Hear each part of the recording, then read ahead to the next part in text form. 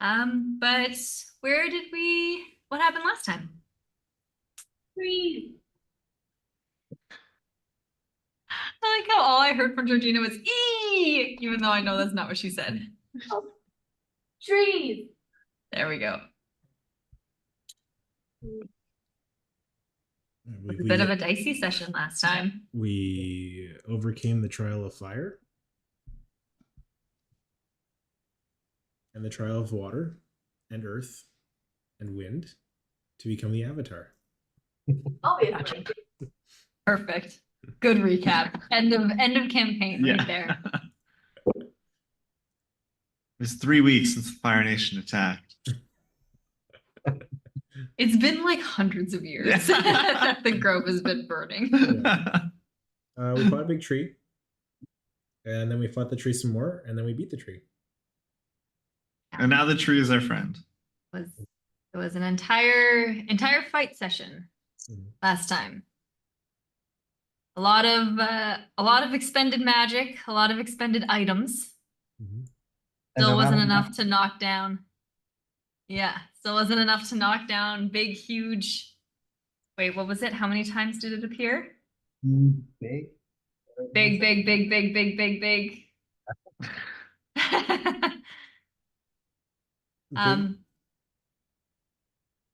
Yes, you were all in the underground chamber, the like slightly embered,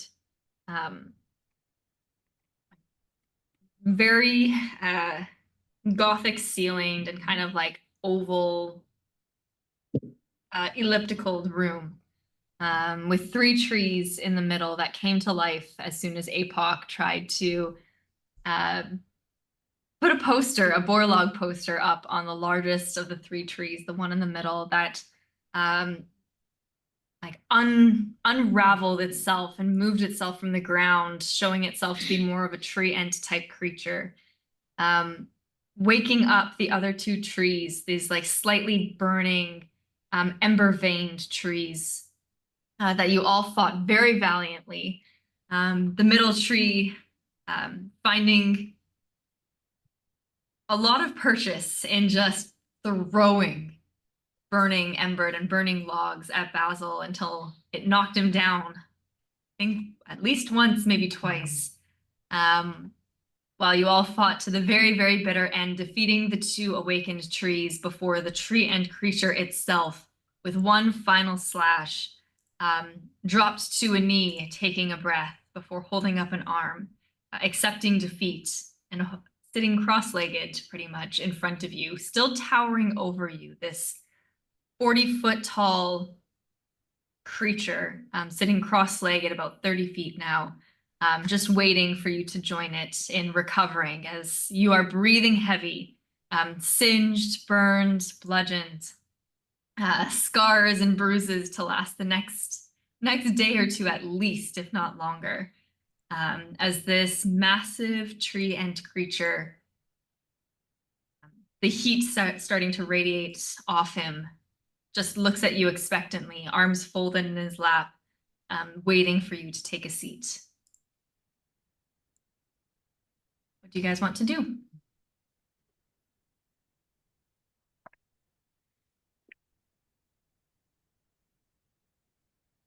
Take a seat. Yeah, I guess we approach and take a seat. That's it. All right, as you all approach and take a seat, Astra with you, just kind of cautiously hovering before kind of kneeling at first.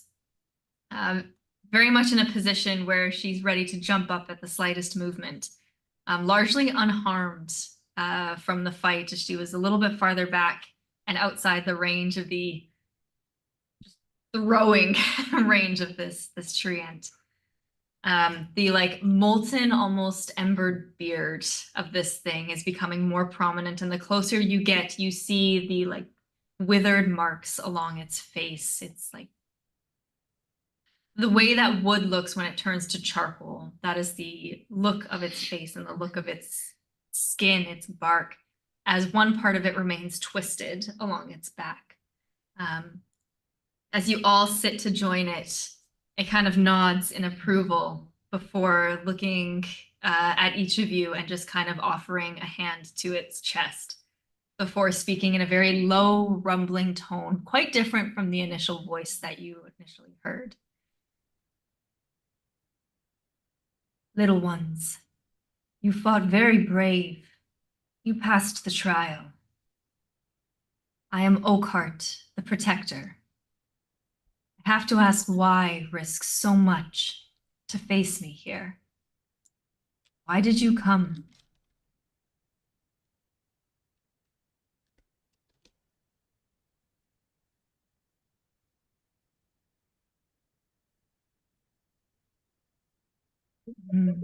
Perhaps the trial was not difficult enough. I promise it's over now.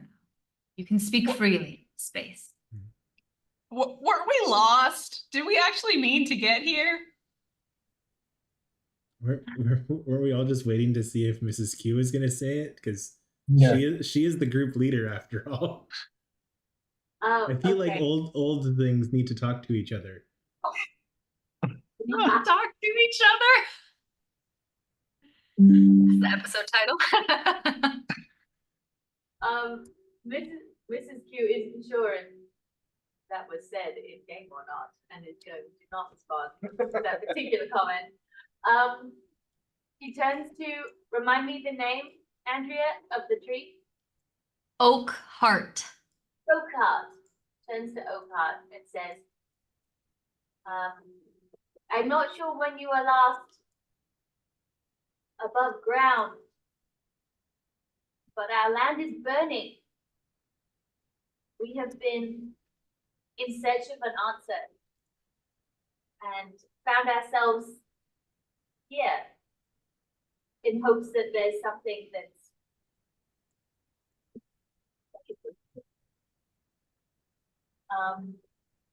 in hopes that we'll be able to find something to put out the fire that burns above.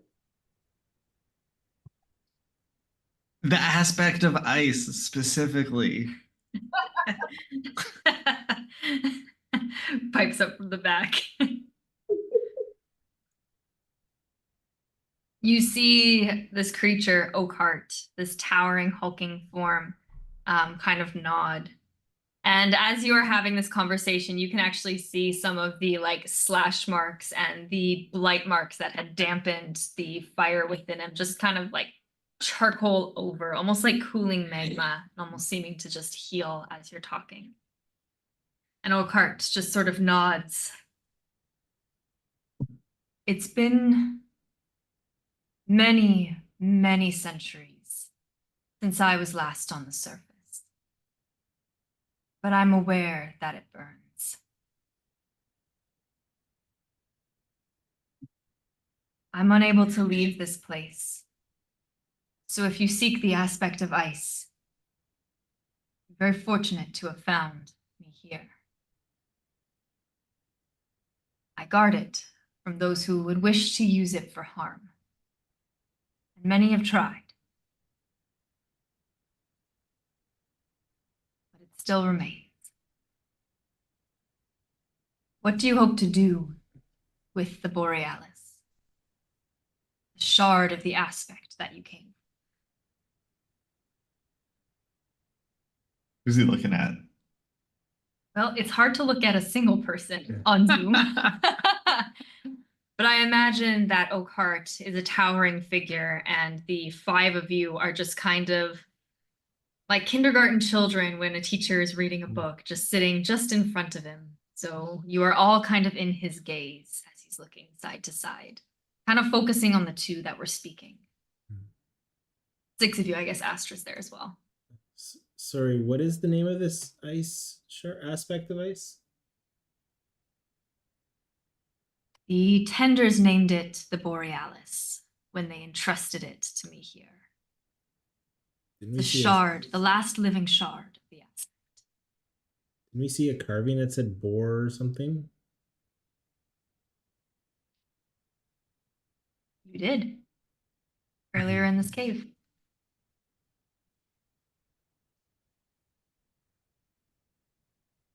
We're hoping to use the aspect to restore the balance fire has taken over. And it's causing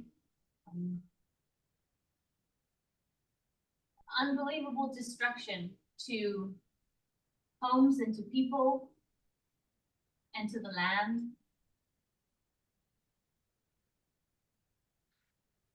You see Oakheart nod. Borealis is more a weapon than a healing element.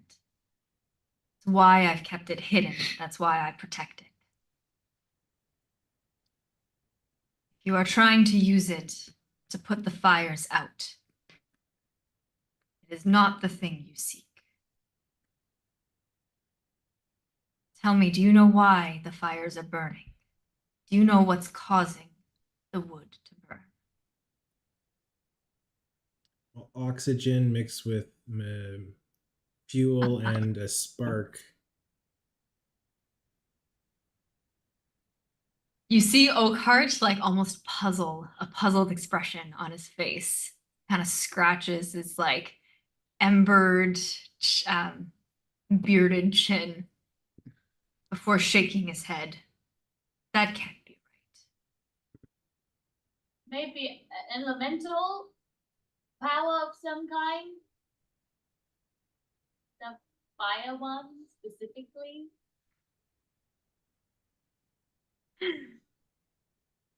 You see Oakheart after shaking his head, after Aurora, kind of just start nodding a little, his eyes, his forehead kind of scrunching before he kind of reaches out with like two of the forearms and just kind of closes his hands together. And you see a small fire start to just dance. Just ignore that. Okay.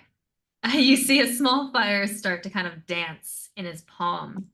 And as he stretches his palms out, it starts to get bigger and bigger before he puts both of his palms on the ground in front of you.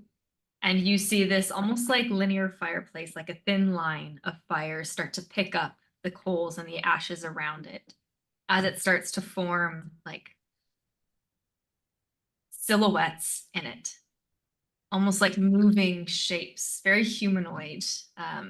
You see something that resembles a gerbeing with very, very large ears, something with quills on the back, and you realize that these are basically just being manipulated to show different figures. As Oakheart kind of holds his hand out over this, he meets each of your gaze before kind of moving his hands to change the picture.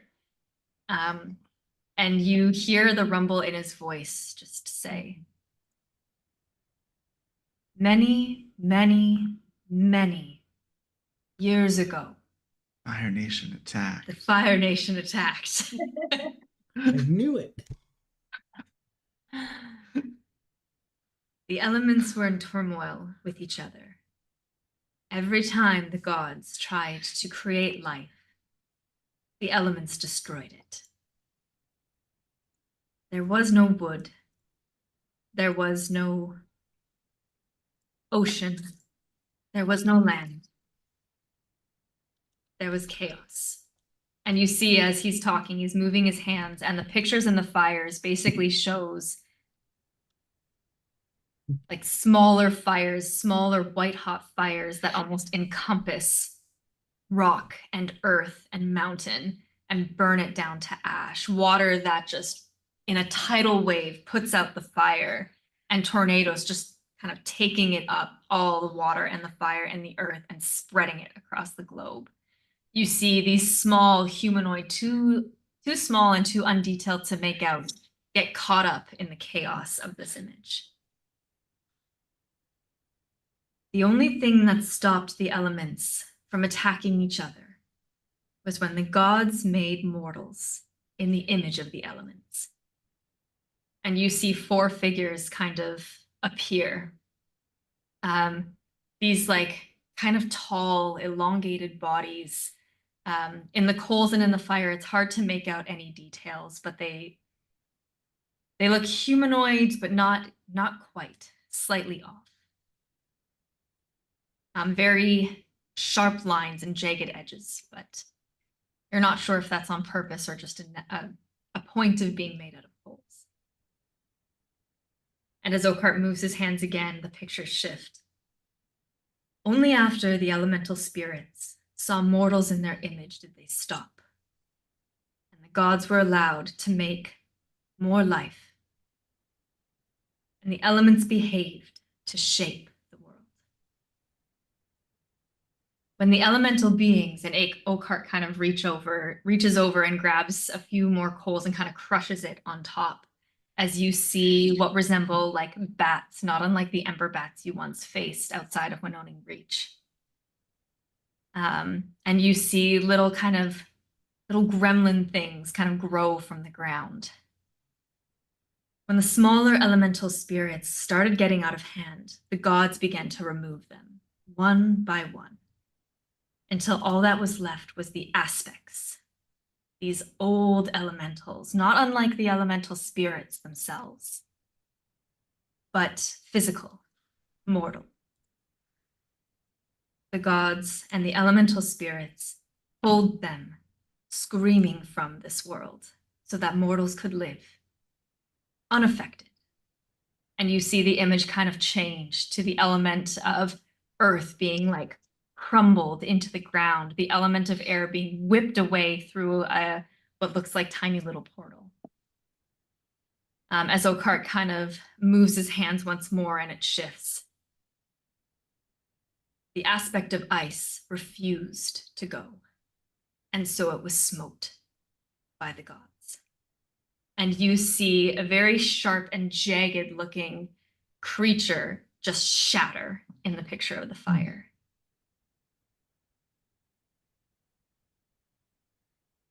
The early tenders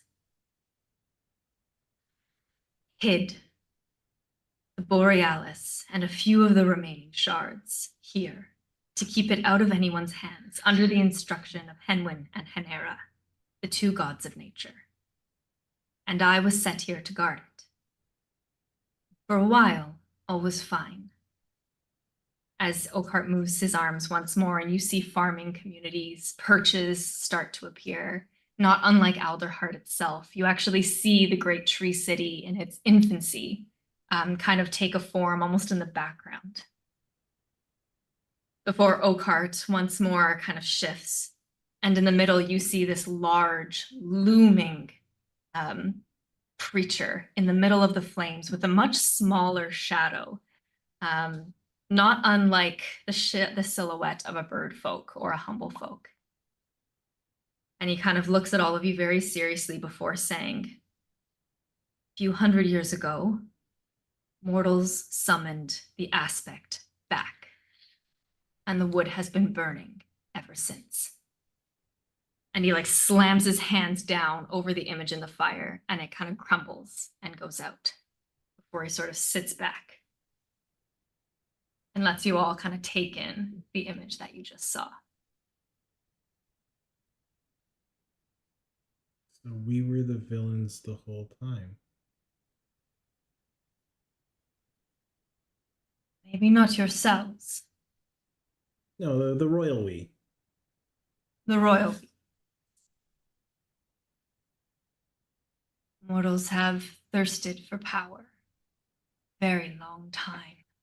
As long as I've been down here to guard the Borealis and have had to send few mortals away, they were unworthy to wield the Borealis itself. Why would the If they didn't leave. Oh, go ahead. Why would the mortals have summoned the aspect? To what end what purpose would it have served? I do not know. But it made the earth scream when they did.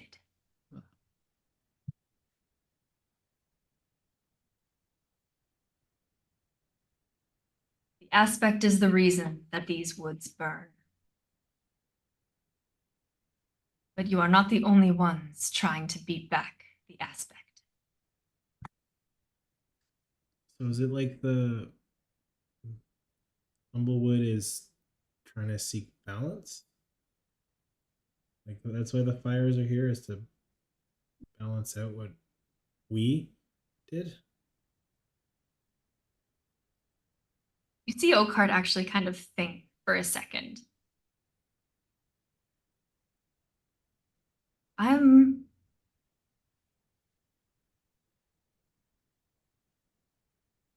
This does not feel like balance.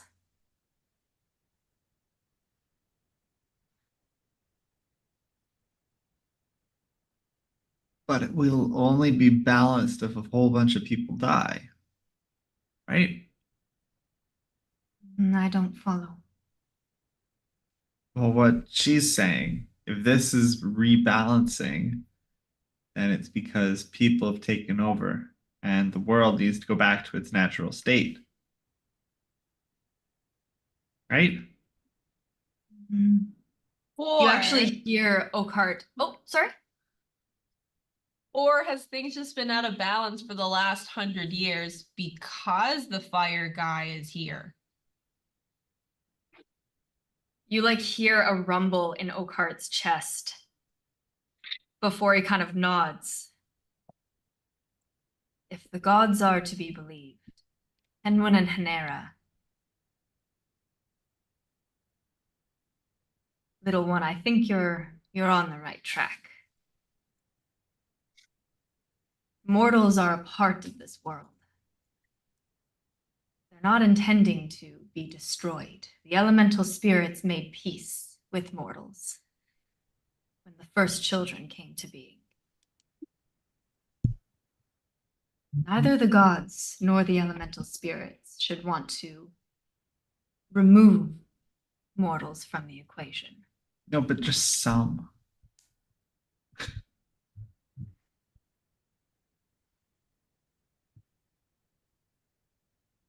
Fear that may be outside my knowledge. Sorry.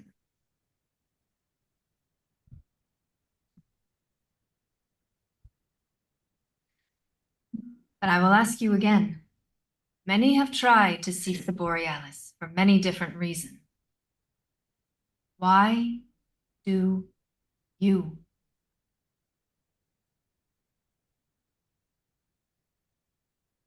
We have vowed to fight the Scorched Grove, protect those who have been impacted or hurt by it. We're here to seek a solution. If this aspect of ice can truly fight the Scorched Grove, then it is our duty to find it. You once more hear that kind of like rumbling in Oakheart's chest. It kind of shakes the ground underneath you as he nods once more. Blanket time. Giving you the Borealis would mean you vow to fight the aspect. Is that true? Basil looks at the group. Mrs. Q looks very sure of herself. Georgina is a little confused. Do you need me to explain anything like above table? Yes, please. So I thought And the first children and the creation of Humblewood itself. And it's a bit more of a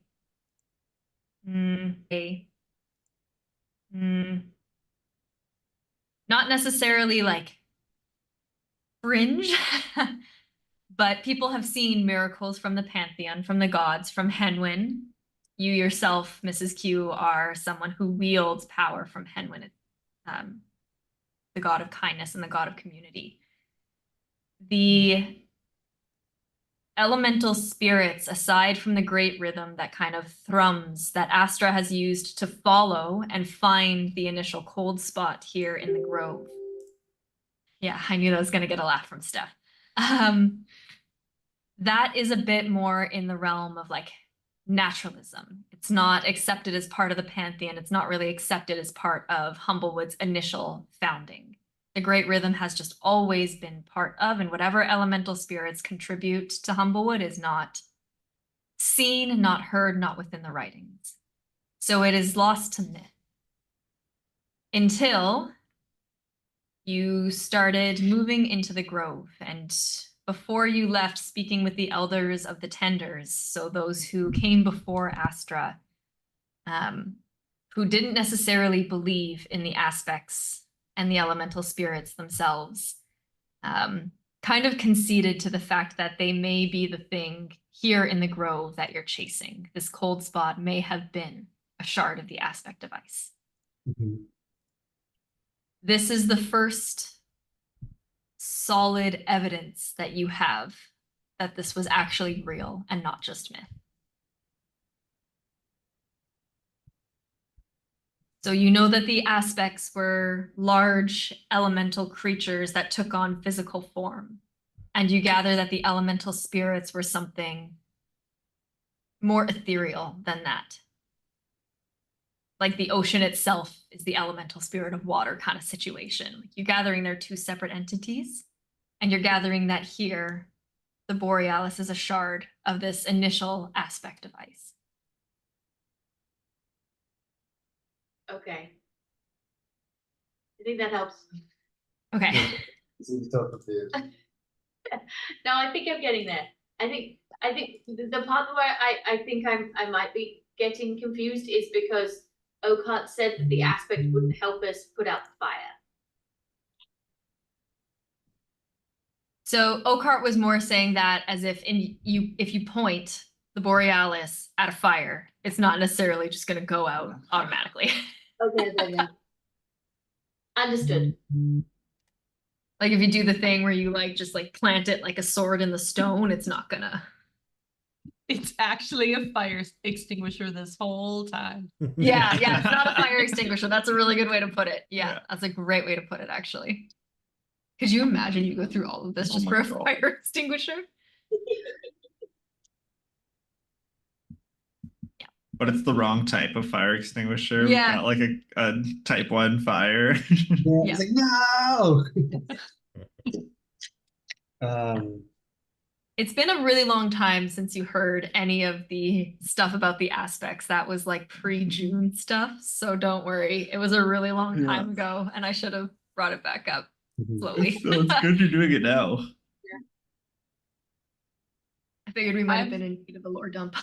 I have another just clarifying Yeah. question. So with what Oakheart just showed us, like I'm visioning in Hercules, the animated one, where Zeus puts all the Titans away, but basically somebody brought back a Titan, and that's what's in the grove. And the aspect of ice is like what remains of one of the guys. It's like his arm. Basically, they have an arm left from this Titan, and that's what we have to go beat the other Titan with. Yep. Okay. All right, I got it. That makes sense. Good. Explain like I'm 5. That was the inspiration. Yeah. That's awesome. I was like, bang on. Awesome.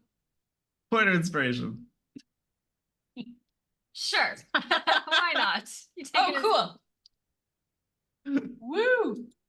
I'm now imagining rather than just like somebody's arm, it's like Mega Man's cannon, Yeah. you know? The Nice. spikes! Yeah. The ice blaster Yeah. just fires ice cubes. That'd be pretty awesome actually. So is Oakheart asking us whether we will be using the shard to destroy whatever element is in the Scorched Grove, or if we want it to just start, I don't know, robbing more stationery shops? That was specific. Yeah, that was very specific. We never robbed a stationery shop. And even if you did, I don't think Elle was around for any of that either. I'll bring it back to in game to answer that question. As you kind of like voice it, you hear this like deeper rumble, but a little more on the warning, almost like a warning. As Oakheart kind of goes once more, you see those ember veins throughout his body kind of deepen, almost like a white hot glow coming from them. Hmm. Or he says, mortals have tried to get the Borealis from me before. And they have either been forced to leave within an inch of their life, or have chosen to perish here when they could not get it. I will not relinquish this if you have ill intent to use it, like those who came before you.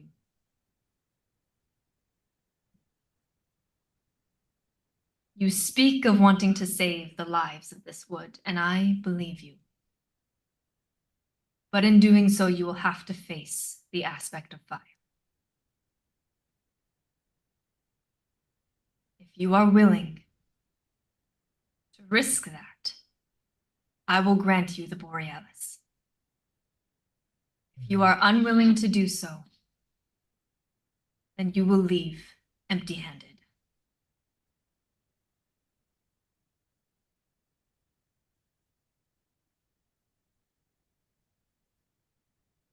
I think I'll stand up. We don't have any intention of leaving empty-handed.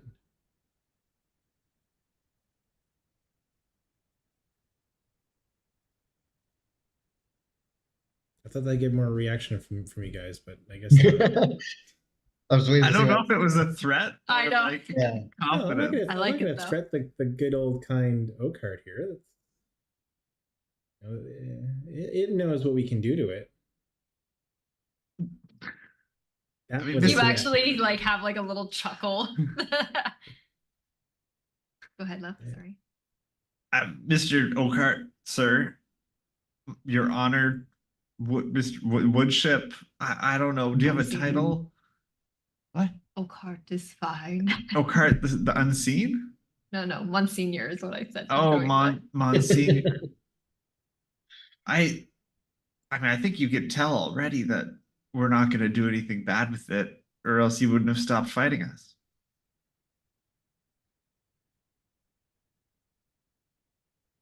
I need a verbal agreement.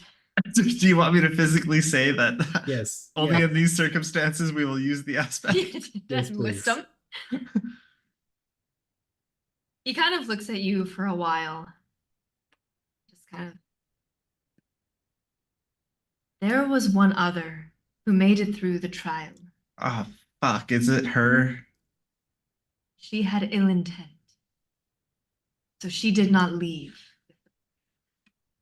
Oh, what was her name? What was that? What was my crazy ex-girlfriend? Petra. Her name was Petra. Sexy What's her Petra. name? Steph will not forget that. It's in the fanfic, Apoc. You can't forget about this.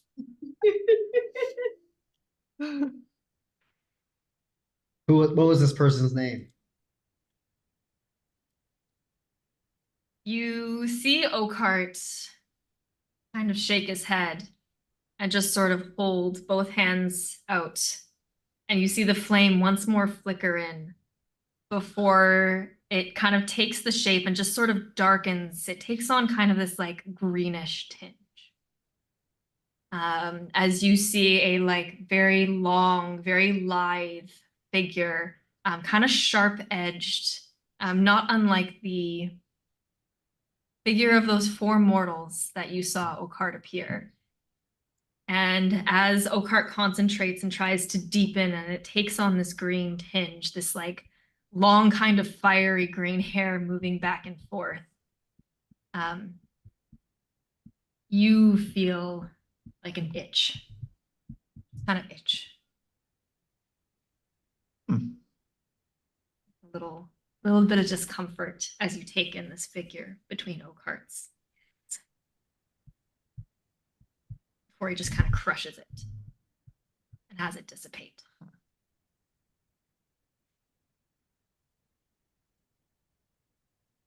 Make an insight check. Okay. I thought she was going to say like it was like Oh. 6. 6? 6. It's weird. It feels like a little bit like something's kind of crawling on you. Oh, Jeremy, Something cut you it felt in a out. dream once. yeah, Jeremy. Yeah, Was it- Jeremy, get out of here. Yeah. Like something you felt in a dream once, Ah. but like it's kind of escaping you for right now. It's not a good feeling. I guess the thing that's been haunting me. Al, don't you feel it too? Elle's gonna look over at Oakheart. Cause I don't know if she'd recognize this person. You have only make me I forget the skills in D&D. Am I remembering it wrong? Was it L, the other one? No? Yes, you are remembering. Okay, shoot. Look back at my notes. Elle, go ahead and make me a history check. Okay. 5. Oh, And nope, geez. doesn't look familiar to you. Nope. I don't know all your ex-girlfriends, Apoc, but I can start making a list and we can work through this together if you need to. No, it wasn't that. I need to see this fanfic when we're all done. Yeah. I know, right? There's an She open just, mic like- night in Brackenmill that you could like. She do just moves her books like even more protectively, like under her wings. yeah, do like a Basil. live reading at an Basil? open mic night. Yeah. Eric said there could be a live reading on an open mic night of this fanfic Oh, yeah. that Elle's been writing. The tale of the oiled boar. Oh, Oh. oh I hate it. So, That's so slimy. And it'll be in old English. Ye old tale. The old. Basil, don't you remember that? You remember that thing back at the school that we hunted down, and it was it your sister, somebody that got all pale from it? The creature with the red eyes. Yeah. Would I have kind of intuited like, yeah, it looked like that? Or It felt like that. This creature that Oakheart showed you looks nothing like the cobble Yeah. fright. yeah, I was gonna say that was the cobble fright. That's the bony two-headed or two-faced bird thing. Correct. Not oh, so you're right. much Yeah, the yeah. green one, but when Oakheart was describing those 4 elemental beings, would I have recognized any of them?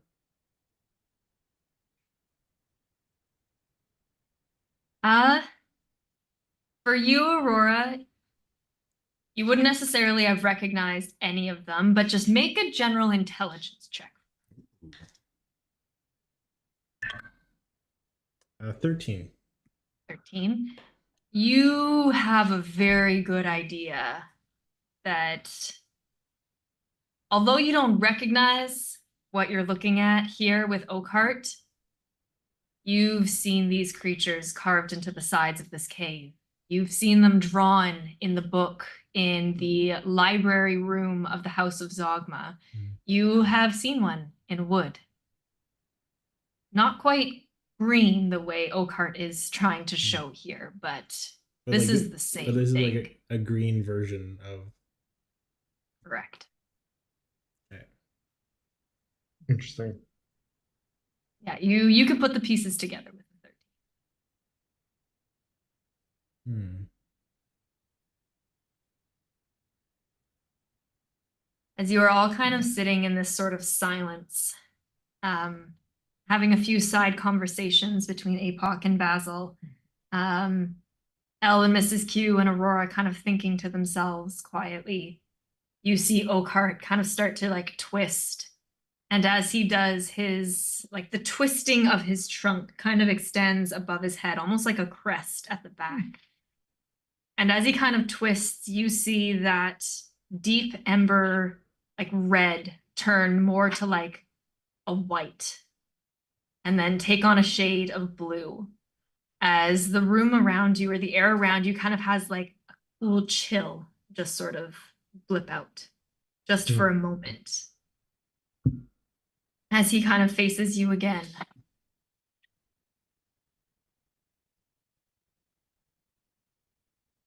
If you recognize this being,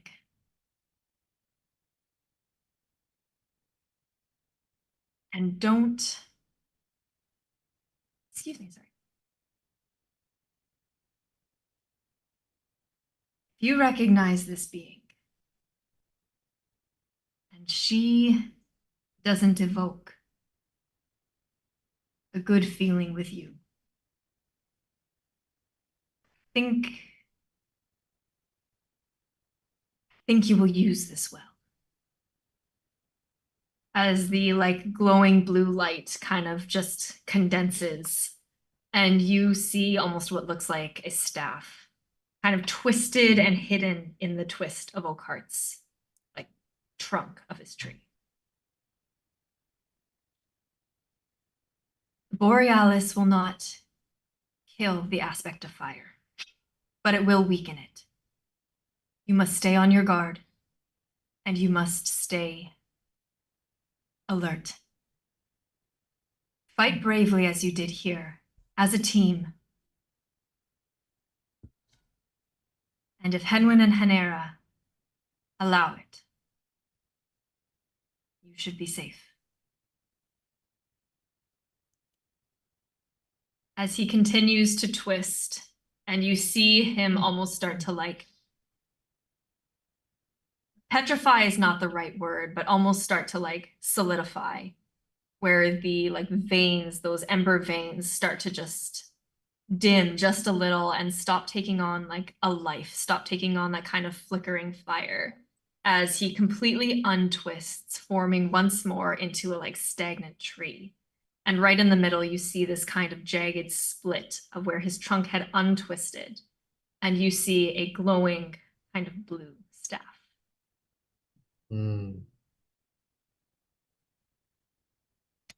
Is he still alive? Oh You can try no. putting this back up. Is that another poster? Yeah. Sir Basil will kind of intuiting like the tree has kind of like met its end. Will walk up, kind of like place his hand on the tree, and maybe even like rest his like forehead against the tree and say, "You have finished your service, or fulfilled your duty as a guardian. Is it Rest is it well." is it petrified? It's not petrified, but it kind of looked like as it was extending out, it just almost like it snapped into place. I'm gonna do this anyways. I'm gonna pull out my Willow Shade Frappuccino, and I'm gonna go to the base and pour it around the base. And anything that's been petrified for less than a minute unpetrifies. Ooh. Unpetrifies. Okay. What was the drink again? The Willow Shade Frappuccino from my Starbucks Willow kit. Shade? Shade. Willow Shade. Sorry. I missed that second one. Frappuccino. That's really good. You pour out this drink as Basil is having this moment on the other side of the tree. Aurora just walks up, uncorks it, and pours it out. Nothing seems to happen. The bark didn't take on a new thing. Those like veins didn't stop being glowing veins. Just don't have that flicker. Okay, well, guys, none of you get petrified because that was the last of my Willow Shade. Good to know. Does the tree have any leaves or anything on it, or is it just? Inside the light. No, you remember walking in that this tree it was just like bare branches, bare spiked branches. There was no leaves on any of the 3 trees in this room. Okay. I feel like I missed an opportunity. I was like trying to update my spell. I didn't realize that he went off. Anyway, okay.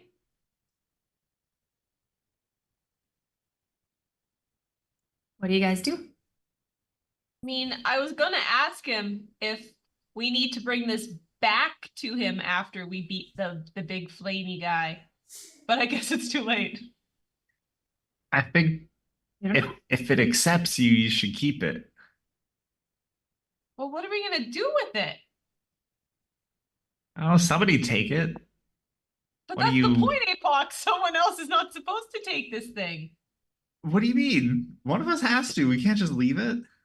Yeah, I know, but after we've like done our big adventure and we beat all the monsters, what do we do with it then? Shouldn't we bring it back to Mr. Oakheart? We figure that out after we win. I'm sure I like planning. No matter what we need to make sure that it doesn't fall into the wrong hands. That's what that's I good. actually mean. Thank you, Basil. Yeah. But like, you don't have to hurt anyone with it. We can just kill them with our other stuff.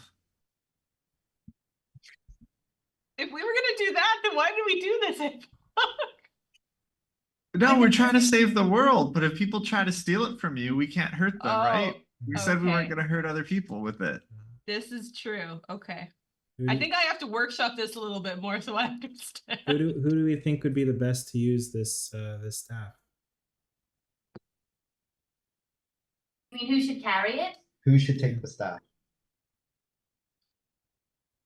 I'm more of a bow person. Does it look like a walking stick? You always need a walking stick. Go ahead and make a perception check, Basil. None of you have actually walked up to it yet. Okay, sure. Can Elle check if it's like, it probably is, but like, is it Arcana based? Like, is it very magical? Go ahead and make an Arcana check. Arcana. Arcana.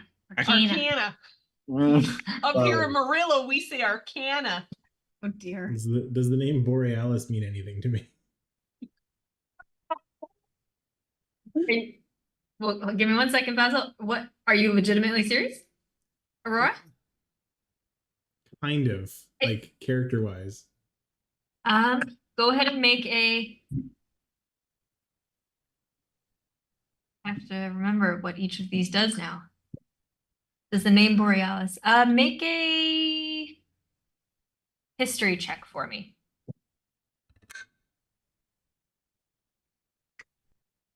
22. 22. Basil, what was your perception? The 12. And Elle, what was your Arcana? 18. 18. Okay, Basil, as you are looking at this thing, kind of from where you are, you haven't taken a step closer to this. You're just kind of like trying to peek through where this split in Oakheart's trunk is. And you see what looks almost like a glowing, massive piece of ice. It's like, it's thin, but it's very jagged with like what looks like almost like little spikes or little icicles that are kind of adorning the sides of it. Is it like the inside core of a carrot? Spikier than that? Good thought, Yeah, though. like almost like, oh, sorry, Georgina? I'm just saying that was a good image. I haven't seen the inside core of a carrot in a while, but it is, yeah, spiky, kind of tree-like. Is this a common thing that people have seen? I used to eat my carrots that way. I would like. I eat do them. too. Oh my god. It's Yeah, a I wanna spiky go piece get of a ice. carrot and see what it looks like on the inside. Oh, I'll it's send you a working pic. its way into the chat. Oh dear. Yeah. It looks to be about 4 to 5 feet in length, Basil. It's pretty tall for a staff. I Okay. don't want to open. How did you have that so fast, Eric? Which one is it? Oh, that's not the one I was thinking of. There was It one that was doesn't look like that. It looks cooler than that. I mean, 4 to 5 feet tall. It's taller than Basil, so I don't think it's for him. Elle, with an 18, you kind of like take a look at it And then kind of thinking back to the time in the grove where you went through a like guided meditation with Astra and you kind of close your eyes in this space of just radiating elemental power left by ancient tenders. And you kind of feel this onslaught of magic just radiate in like waves out from this thing. And you get the sense that this thing is very magical. Aurora with a 22, does Borealis ring a bell? You are wearing, if I'm not mistaken, a Borealis cloak. So you kind of think for a second, I wonder if it's a brand.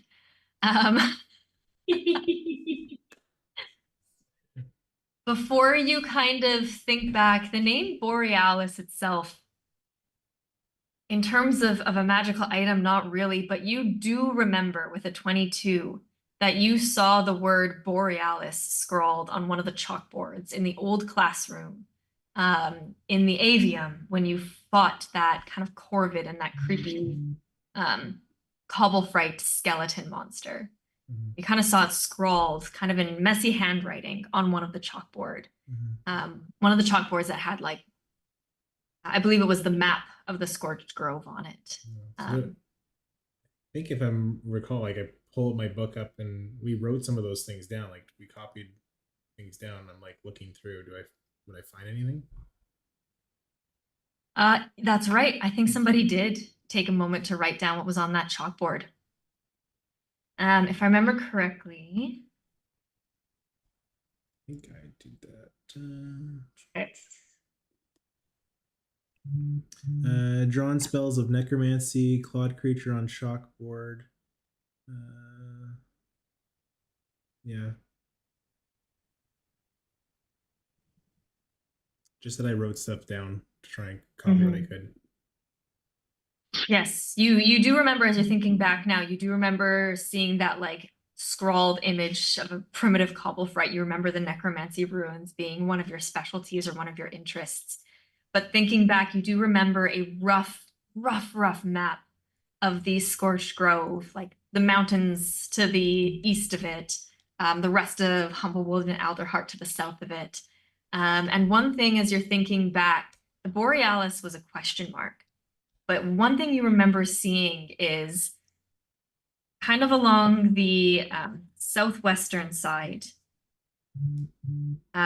You remember seeing some form of like circle. It's a little clear to you now, but you remember seeing some form of circle with some form of like crude ruin of some sort along the southwestern side of the grove is where it was scrawled in.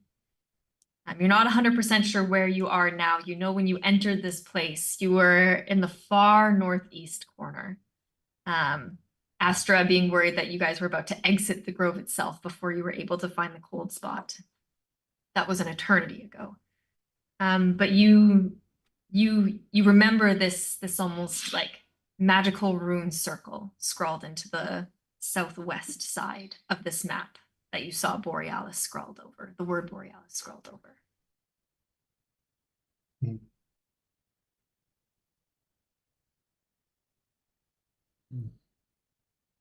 Guys, what do you think? Which one of us should bear the responsibility of taking it? No one's gonna take an old lady's walking stick. Right? Just pretended that's my walking stick. Doesn't it look a little icy? How about I send you a picture of what you guys see so that the chat can stop having carrots? Unless we can disguise it or like paint it. Oh, we could paint it. We could do arts and crafts, Mrs. Q. Yes, I have Whoa. some yarn. This looks sick. Oh, I could make that look like a stick. Ah, Sir Basil's gonna turn to the group and say,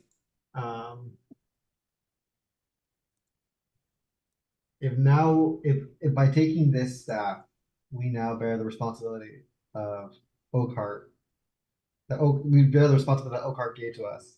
We need to use this responsibly, that we need to protect the staff, that we need to fight the element. I don't think there's any better person I would trust than Mrs. Q. What does everyone else think? Elle secretly thinks it should be her. Aurora also secretly thinks it should be here. Okay, how about this? Why don't you guys all hold out your hand and see which one of you it goes to?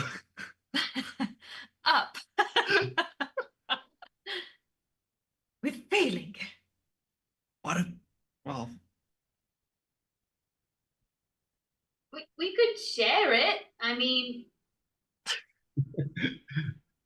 Aurora and Elle secretly think no.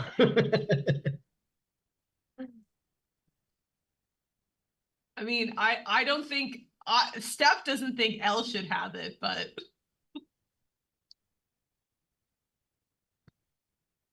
Go ahead, Mrs. Q, take it. okay, only if we can, if Elle promises to help me disguise it as something a little less,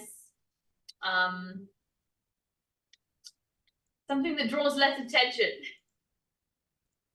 well, I can't say it'll draw less attention because it's gonna look super cool, but we can disguise it for being a big old thing of ice. Yes, let's do that. Okay. Okay. So you go up to touch it, Mrs. Q? Yeah, I guess I do. I go to grab it. And snap, Mrs. Q's gone. So Yeah. yeah. Disappears. Cast gaseous form on Mrs. Q. You reach up to go and touch it, Mrs. Q, and you reach up to go and grab it around the middle where you see the like bits of leather that had been wrapped around. And you put a hand on it and you go to pull it out. It seems a little stuck at first before you're able to kind of pull it out. And you can feel the cool air around you. Elle, as she's holding on to it, you feel this just waves of energy reaching out from this thing. And now that it has been taken out of Oakheart's like twisted trunk, you can feel it almost even stronger without that kind of sheath, this protection of the wood itself. And it is so rippling through your chest that you almost kind of close your eyes for a second as you feel the cold just kind of hit you and leave and hit you and leave. Do we all feel that, or is it just Elle? You all feel the temperature in the room kind of dip just a little bit, but this like wave of energy. Actually, go ahead and make a quick perception check for me. Like standing next to a speaker. Yeah. Yeah, it almost like ripples through your chest and 11. like your heartbeat kind of matches.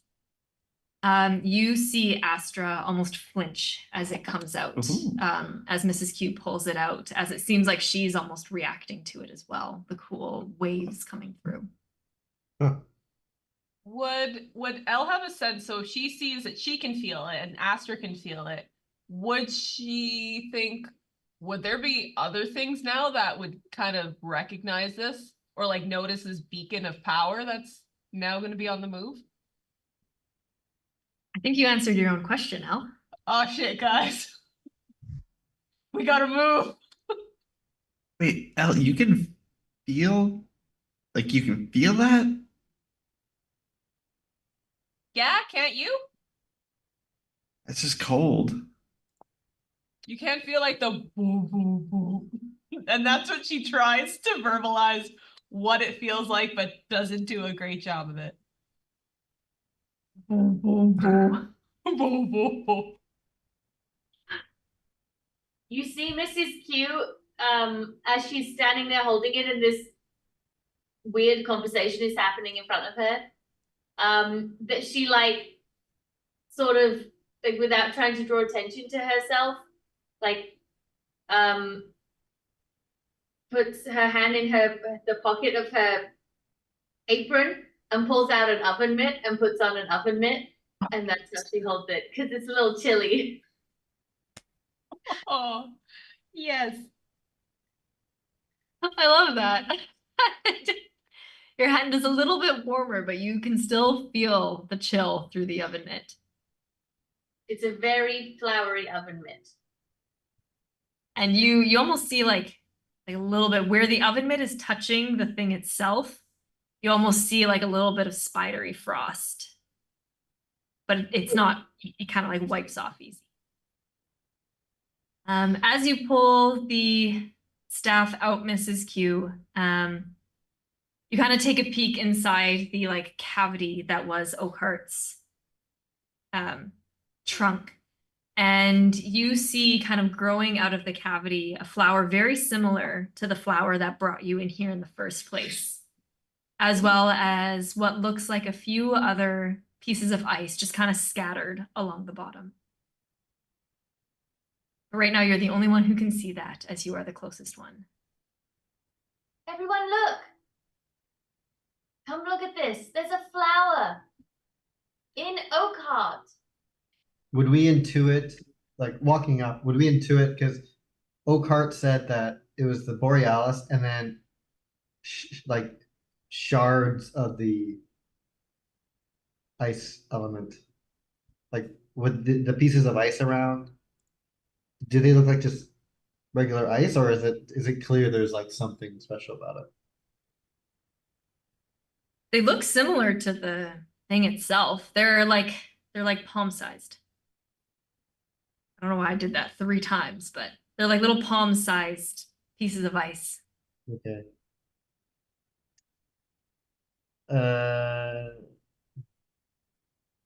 What would Basil do? Basil picks up a piece of ice, kind of just like tosses it up and down in his hand. I'll grab one too. It's cold to the touch, but you can hold it. Doesn't seem to like instantly melt, but you can tell that as you hold it, you almost feel the surface of the ice heating up just a little bit, like what would happen when you hold an ice cube. Okay. You can toss it, you can toss it. Seems pretty stable.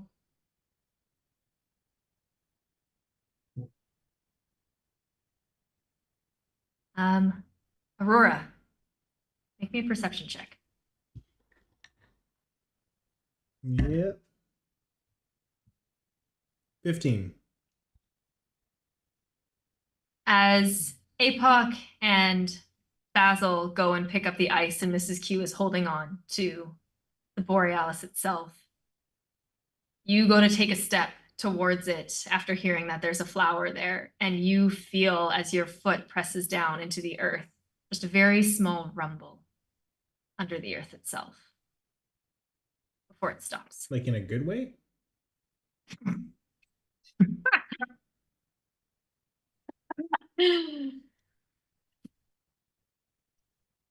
You've felt the earth like tremble before. You've felt when your crystal, the one that hangs at your hip, kind of thrums and vibrates. It feels almost like that, just from the earth instead of from your crystal. Guys, I think we're gonna need to get out of here. Anyone hear me talk about this flower? Seems like it's the same flower as we touched to get in here. This is how I also feel. Sir Basil touches the flower. And Sir Basil is gone. Is there any more ice in there? Are You take a peek. There looks to be 4 more, like Okay. pieces of ice of all different sizes. Grab them all. Question. Go ahead. Oakheart mentioned a bunch of other fallen. Do I see any of them around? Oakheart mentioned Other people that failed the trial Oh, and true. perished. Do we see any of them around? Any loot? you don't see anything like on a quick glance. If you'd like to do an investigation check, it would mean a more thorough search of this chamber. Yes, Take a please. bit of okay, Why do go we ahead. always forget to do this? 23. 23. Mhm. This chamber is like a long, narrow kind of chamber, but it's still like, I think it was 80 feet across and 150 feet long. It takes you a little bit of time. So Basil is gone And he's kind of twiddling his thumbs Okay. for a little bit as Aurora takes her time to look through. You find just a few items that signify that others have been here before. Hmm. You find a chain shirt, like a piece of chain armor. You find 2 pouches that each have 50 gold in them. Ooh. You find a dagger that looks to have been very well kept. The blade is still like very sharp. However, the handle itself, made of wood, has decayed over time, being in the heat next to Oakheart. You don't see anything more than that. You just see these like remnants No of bodies. who might though. have preceded you. No bodies though. You don't see anything, no. I didn't really look for loot, but I'll take it. So creepy. Yeah, no, you don't see anything. I touched the flower. Okay, and Aurora is gone. I also touched the flower. Gone. Elle, Before- I was gonna say, yeah, we have a moment to chat now with all those yahoos gone. Oh, I guess Astra's still here too, but I can leave if you want me to. actually that would be great. She like looks a little taken aback for a second, but almost like confused, touches the flower and will leave. Do you think we're doing the right thing, Mrs. Q?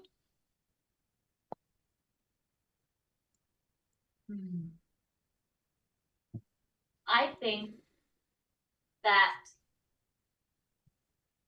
this was a path, the next step in a path laid out. It seems the best way to go, the right direction. Nothing about it feels like it's wrong.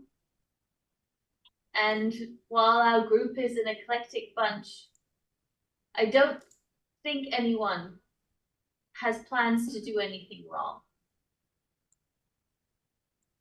And you know what? If they do, I'll just poke them with this giant ice stick that I have now.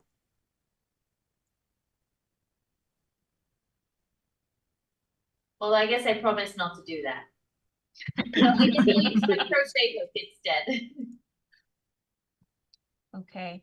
I think you might feel this too, but I think this is gonna start making it easier for bad things to find us, so just be careful if you're gonna hold on to it, okay? Yeah, I think maybe we need to see if there's a way for us to mask this power and this magic. So people don't know we have it. Because I think you're right. This is the sort of thing that people will come looking for. And now that you have it, do you have to like take care of it forever? And Ella's just gonna like keep asking you questions. Like she will just keep asking. I hope not. But if you live the longest, wouldn't it make sense that you're like the new Oakheart? Whoa. I don't think I want to live down here, you know. Okay, then we should probably go. You go first. Okay, Elle will touch the flower. Okay. Mrs. Q plans to follow along, but she just, as she's leaving, she like puts her hand on the tree and says, to no one in particular, there's something very sad about a tree that hasn't seen the light in a long time. And then just sort of gives it a little pat and touches the flower. That's really sweet. As Mrs. Q touches the flower and rejoins everyone back in the middle of the scorched grove, Basil, who's been waiting there for like 20 minutes. Where were you guys? I got you a shirt. What? We will, oh, I was gonna say we can take a break there and come back in 5 minutes. Okay.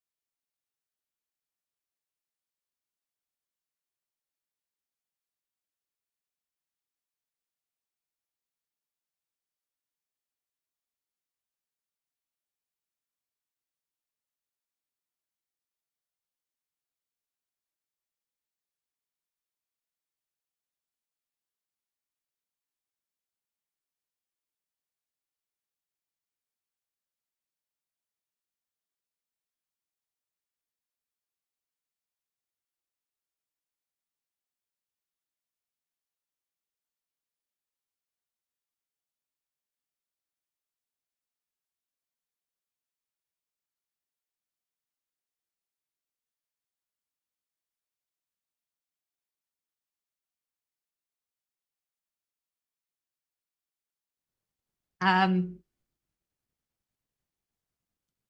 guess what would you guys like to do in this instant, these few minutes that you're out here, Basil, after being out here for about 20 minutes?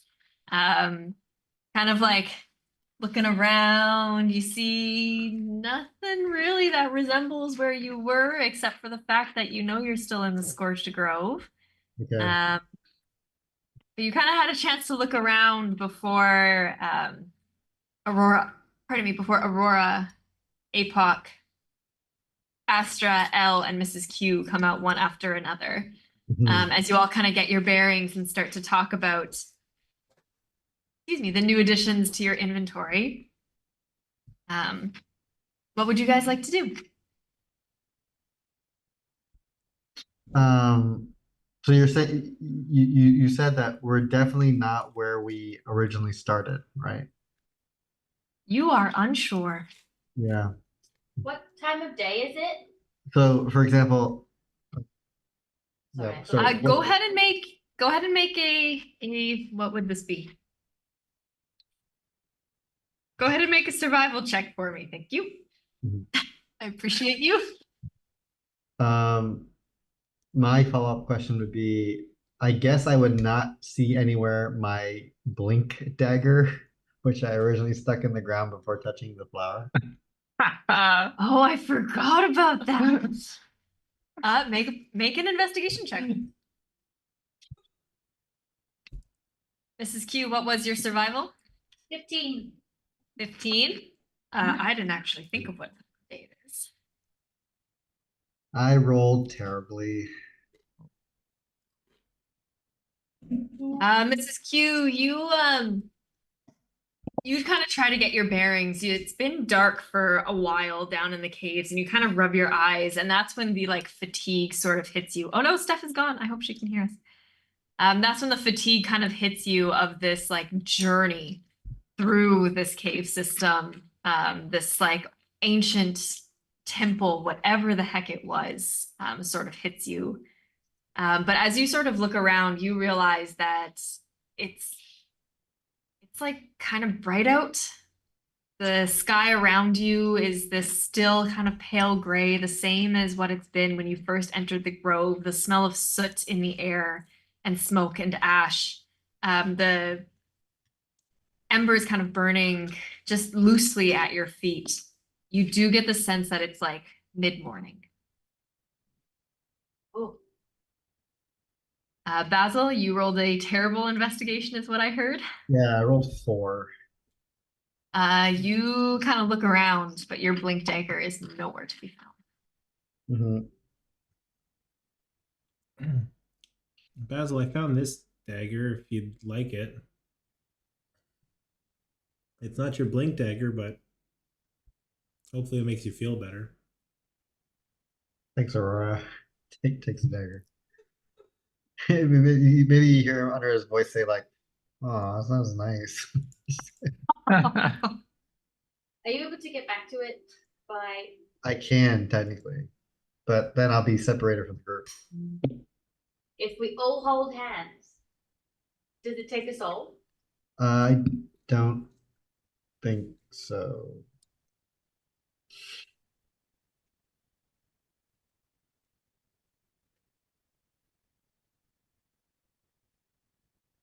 Okay. No, it just teleports. Uh, Spend one on search. It instantly teleports. Yeah, it doesn't necessarily specify, but I assume it means just myself. Hey, Astra, can you tell how far away from the grove we are? Astra, let me pull up Astra's stat block real quick. I mean, if you want, I can try and look for it, but I feel like you know this place, and that's why we're with you.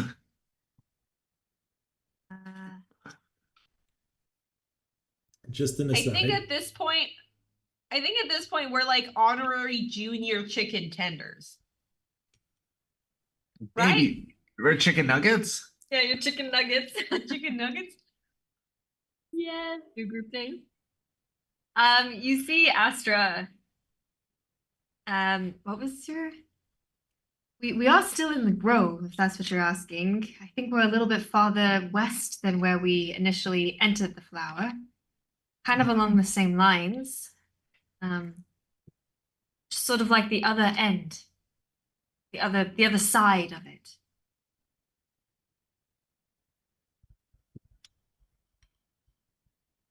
If you're worried about your dagger, we could go back and get it. It's probably a day if we're all right and the weather is nice and we don't run into anything. So Basil will kind of like look at the group, almost like with puppy dog eyes and like a big lip, being like, yeah, you know, it's only whatever the group wants to do. I mean, do we feel ready to go back to the tender HQ with this, or do we feel like we need some time to think through how we're gonna use it and how we're gonna find the other aspect? And is anybody hungry? You all feel exhausted after that. True. I can't. It's been a while since we've rested. Yeah. It's been a hot minute. We said it was Or what time? cold minute. Ah, there we go. Mid morning. Okay.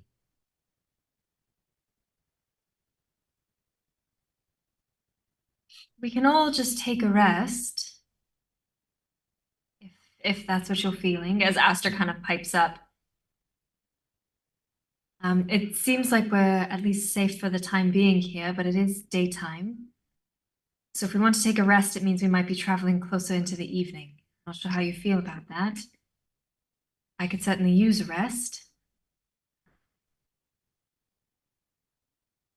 If your intention is to get back to the tender encampment, we can walk theoretically around the grove, so we don't have to compete with anything in the grove. I can't guarantee that it's safer, but we are skirting around the outside, the northernmost point. It would take a little longer to get back, but we could. If you had to guess from where we originally started, how whereabouts are we in relation to it? Clearly, like sensing like Sir Basil's just thinking about his dagger. From the tender encampment, the like home base, we are probably as far north as we can go and as far west as we can possibly go away from the encampment. They're closer to the forest. If we travel north and try and travel around the grove, assuming that it hasn't expanded too far, we could likely get back there maybe in 3 to 4 days. If we go through the grove, it will be more dangerous, but maybe a bit more faster. Would that be in the direction of my dagger?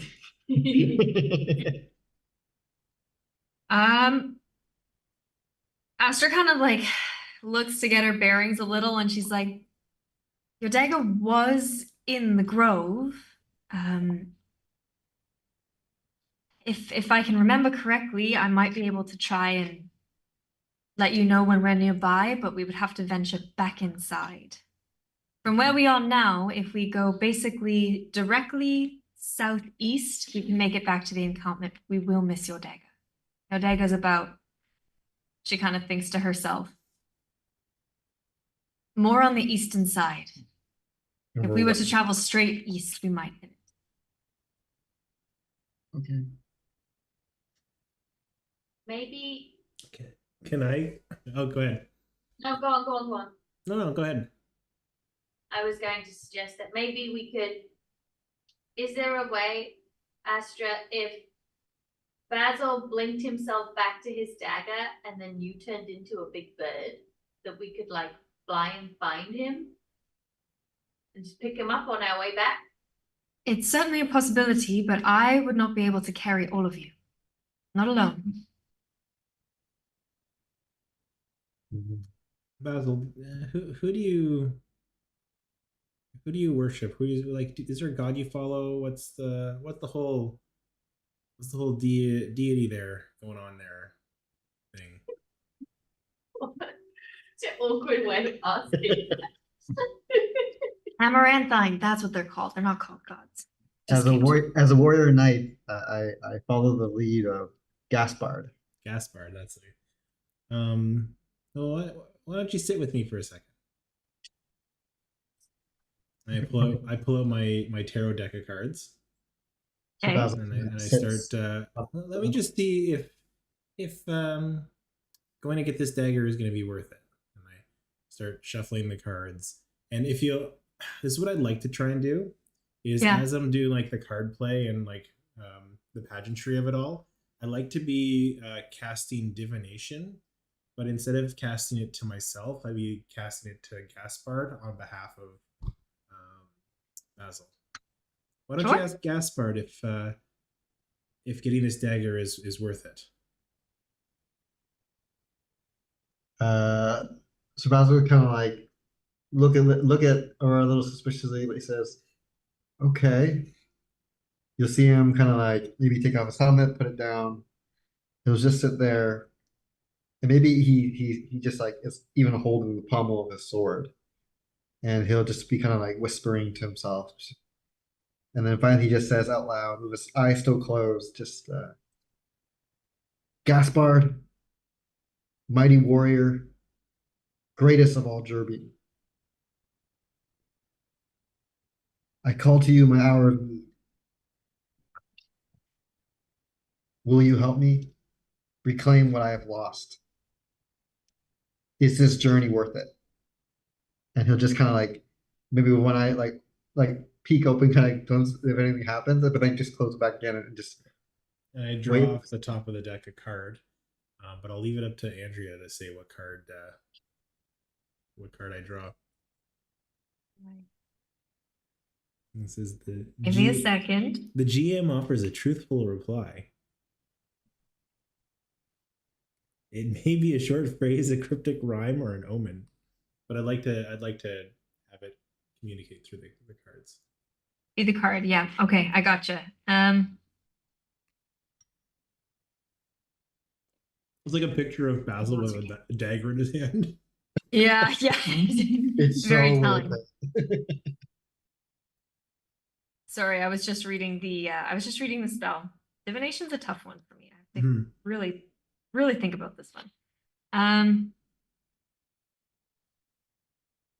And your question was, is this journey worth it? Correct?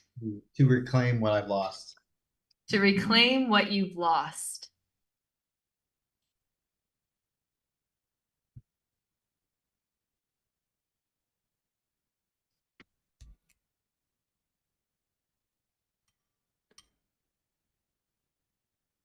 Aurora, you flip over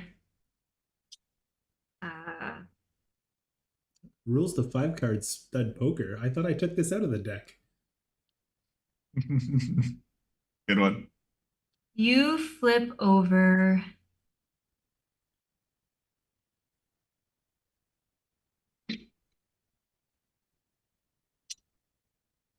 you flip over one of your cards, and on it you see the like beautiful radiant depiction of the sun right in the middle of the card. I don't want to describe what your deck of cards looks like. But as you flip over the card, you being the one who cast it, using Basil's question, is this journey worth it to reclaim what I have lost? Flipping over the sun, you kind of get a warm feeling, like the sun is kind of bleeding through the card into your fingertips. Ooh. It's hot. Hot like fire. Fire is what we're going to kill, so probably not worth it. I think if my cards are a symbol of anything, the sun is usually a good omen. And I think maybe getting your dagger is worth it. So Basil kind of perk up. Really? Well, the cards never lie. If the group agrees, I know it will detour us a bit, but I'll be very grateful. I've always been partial to a scenic route.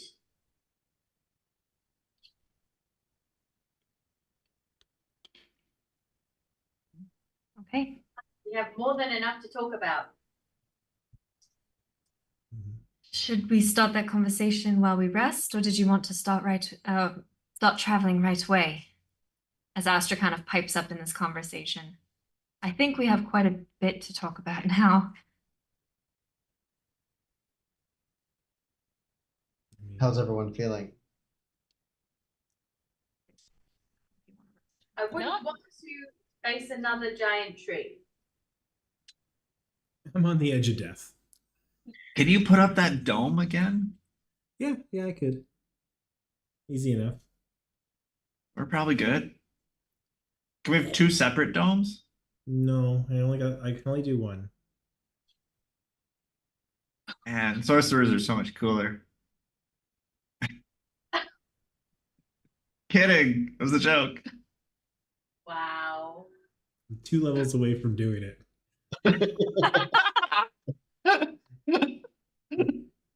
I'm not kidding.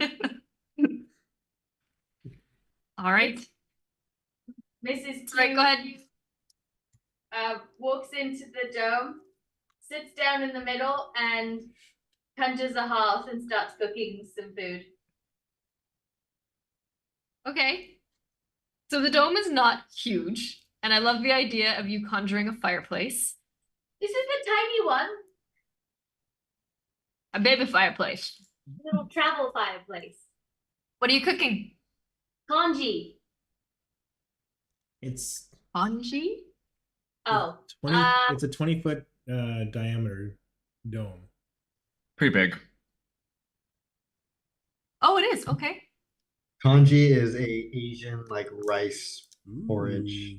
thing. good for if you're like, you need to eat something, but you probably can't stomach anything rich because you've been up for 48 hours and just fought a giant tree. Perfect.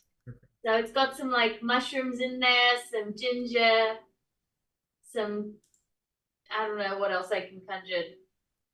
So chicken, but I don't know. It's Perfect. good.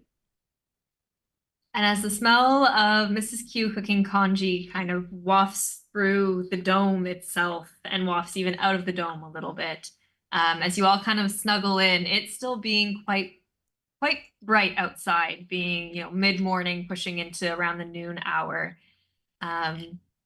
You all can kind of like get your armor off, clean yourself off from the whatever it is that you just endured and wherever it was that you endured it. What would you like to do?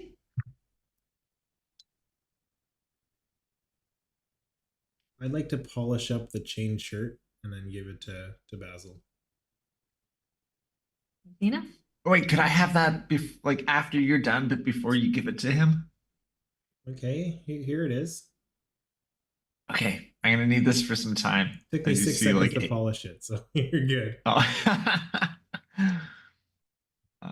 Apoc's just gonna like take some, I don't know. Not, give me a second. I have to see what I have.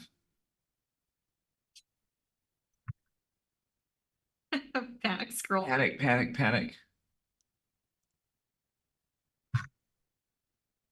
And you guys don't all have to look at me. Okay. What's Elle doing?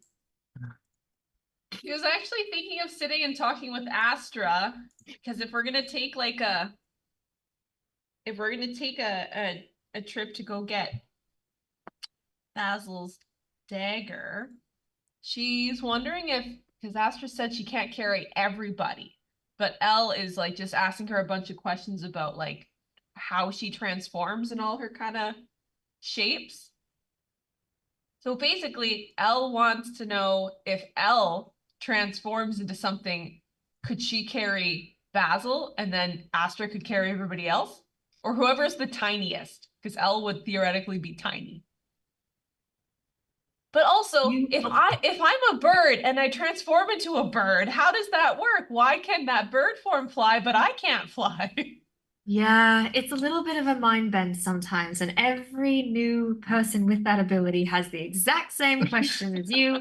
I did as well. Don't get me wrong, it's very strange, but you know, the Amaranthine had plans when they made us, I guess, and chose to not give us flight, unfortunately.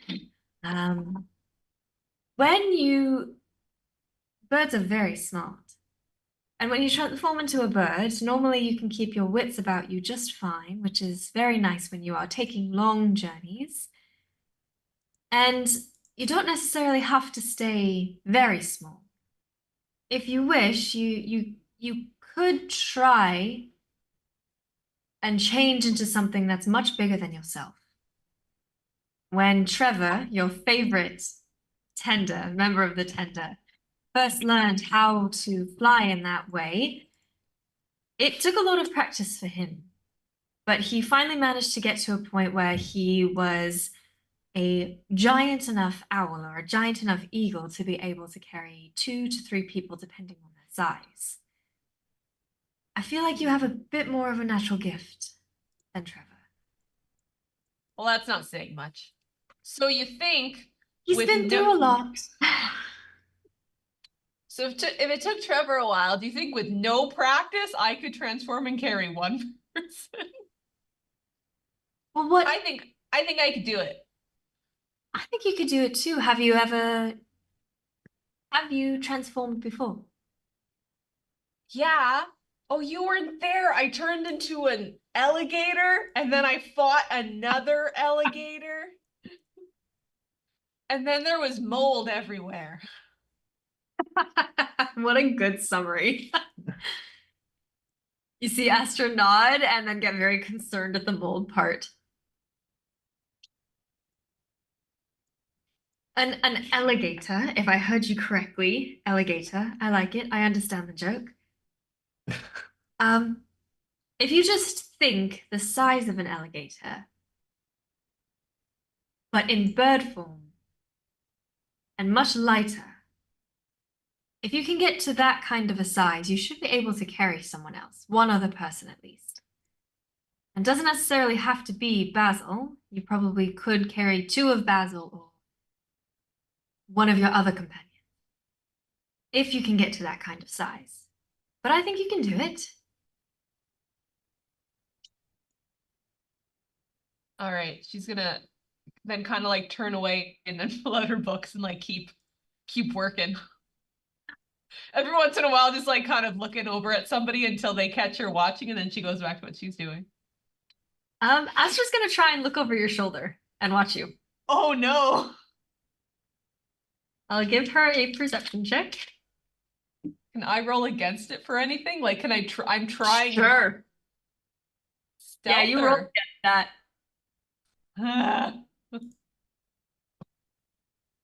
Oh, I got a nat 1. Yeah, she rolled a natural Oh. 20. Ooh. You are so absorbed that you don't see Astra looking over your shoulder until she kind of just goes, "Those are very nice drawings. What's the story?" Well, it's kind of like this. It's the story of and Elle like is so flustered that no one has ever, to her knowledge, no one has ever looked at anything she's made before. So she like does not know how to tell anybody about it all of a sudden. So she'll just like show Astra a variety, and it's just kind of pictures throughout their journey. But she'll notice very quickly that Elle saves the day in every single one. And like sometimes you can't tell, like she's definitely made this whole romantic arc with Aurora and Apoc for sure. And she definitely shows a picture of, or her interpretation of Petra. Ah, okay. Definitely shows that. Yeah. I like how it's her interpretation. I'm scared to ask for details. As you're going through this and you get a little bit closer to the end of it, and Astra is like thoroughly engaged and just kind of like looking at all of the travels that you've been through, true or not, and she is not asking any questions. She's just taking it all as ground truth from you. You see her kind of look over her shoulder to look at where Mrs. Q is, and look back over at you, and kind of under her breath, very quietly, she goes, "So in all of these, Elle saves the day. Borealis of interest to you, Elle?" Elle's just kind of gonna shrug and just like I think Mrs. Q's the oldest, so she's been around the longest, and I'm hoping she's even fought like wars before. So I don't know. I kind of want it, but also I don't think I should have it. You see Astra kind of nod.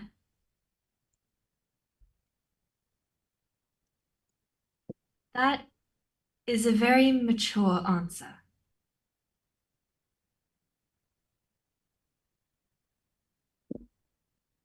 If you feel like you need a little bit of help, perhaps it's not a bad idea to reach back out to your lineage and see if they're willing to help you. Do you mean like metaphorically my like spiritual ancestry? Or like my mom?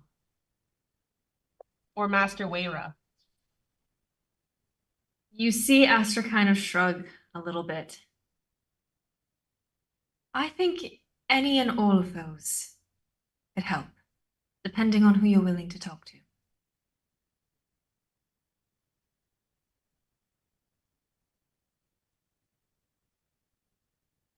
Elle will get a little grumpy and then kind of like try to change the subject to go back to showing her different stories, but kind of on that advice before, if they are resting, she'll do her usual letters that she sends off like to her.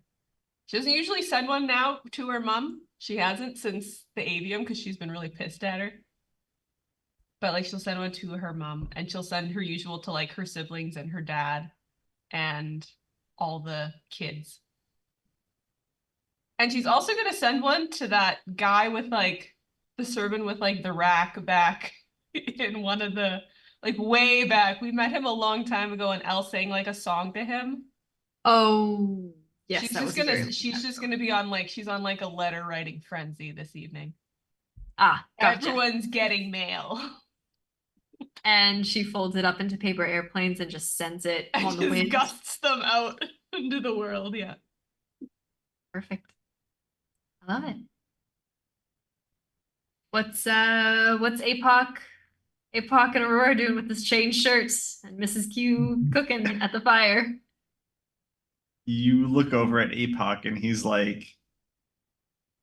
taking that old like bandit armor that he had from a while back, and he's like disassembling it, pulling like, I don't know, twine and rope, like whatever he's used to hold it together, and like crafting this like pouch. And I guess Basil, you'd look, it looks, I don't know, about the size of what those aspects, the ice cubes that we grabbed are. Mhm. Like, we gotta do these preparations. Uh, you know, this is gonna help us. Stay cool in the fire. You get what I'm doing? You get the drift? Yeah, yeah. Here, see if that works. What are you doing? So, Oh, I like scrounge crafted a little pouch on there. Oh, okay, okay. Yeah. I guess for DM's clarity. Yeah. Basil puts it on, and he says, he kind of moves around, does a little like almost like stretch moves to see how it feels on him, and he says, "I think this will work." And he'll turn both to Aurora and Apoc and say, "You honor me with this gift. Thank you." Apoc just looks over at Aurora. I think I fucked that one up. The shirt might not have been the best idea. Maybe like a boot or a hat next time. I'll try harder. You hear Basil being like, I can put so many things in here. The chain church is a 13 plus your dex for armor. Yeah. So just to be clear, you're not activating. No, right God, now. no. Okay. Oh no. So you're just making little carrying pouches that you Yeah. could easily pull this out. I gotcha. Yeah. Okay, just making sure. I love it. That's cute. Little pouch around your neck. Yeah.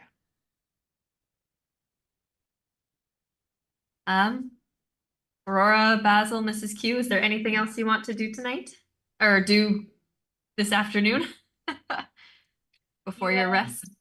You see Mrs. Q, once she's sort of like got the food going and started handing out bowls for people to eat, you notice that her apron looks like significantly better than it did before, given that she has done much adventuring in it and complained about how it was constantly getting put on things and constantly getting damaged. But you notice it's looking almost new. And she's looking very pleased with herself. And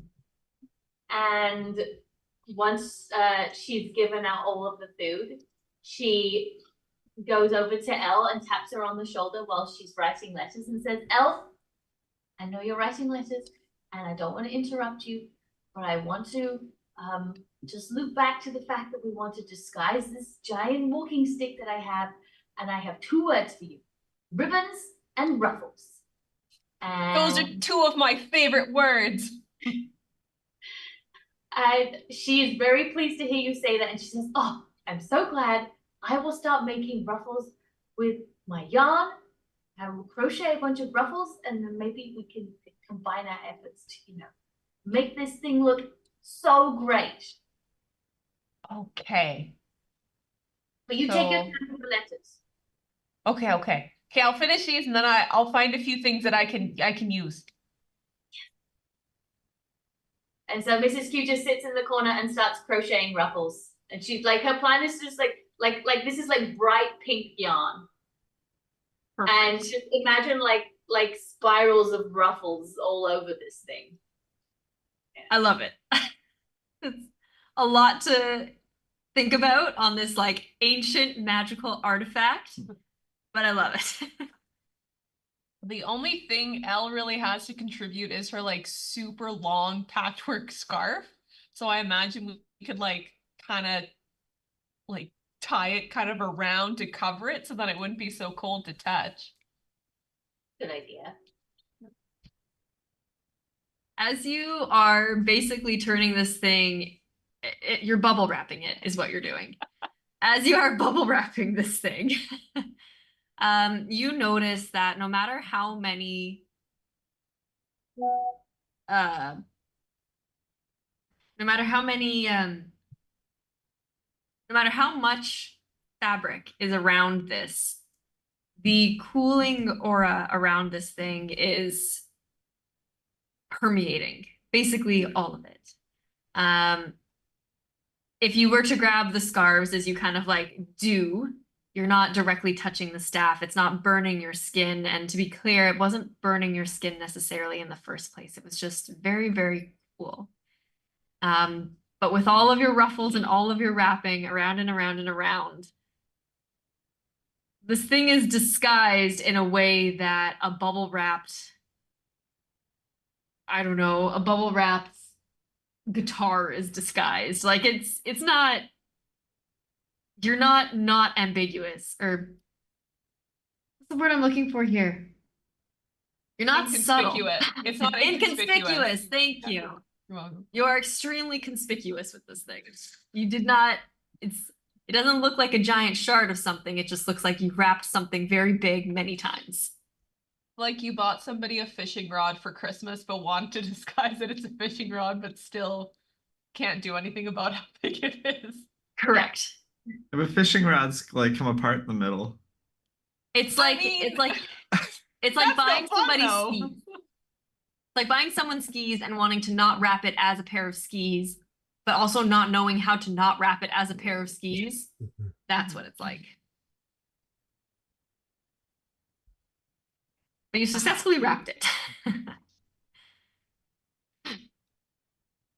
As you are all able to kind of like, oh, Aurora. Yeah. While this is maybe going on, I would like to take a chance to like wander off from the group.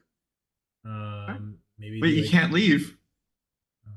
well, before I set dome. before I set up the hut. Yep. The dome. The dome. I'd like to go find like a hot spring if there's any nearby, and if there's not, I got a backup plan. Skinny dipping. Stop. Go ahead and make a quick investigation check and just see. That's a nat 20. Yep, Ooh. easy enough. Okay. Easy enough. It takes you, you can see the steam on the horizon, and you are there before you even know that you're walking. Okay. Secret I'd like to jacuzzi. like make sure that it's like a little private, and then I would basically strip down and take a bit of a bath, clean myself up. I'm all ashy and sooty and such. And while I'm taking the bath, I'm gonna close my eyes and I'm gonna cast Sending to reach out to Sapphire. And ask, I know there are 4 of you. Who is the green one? I need your help. Tell me as much as you can.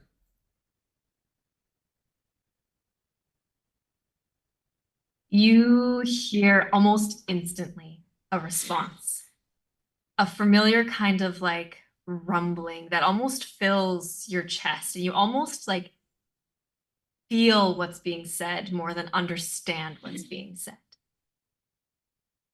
And you hear a response from Sapphire.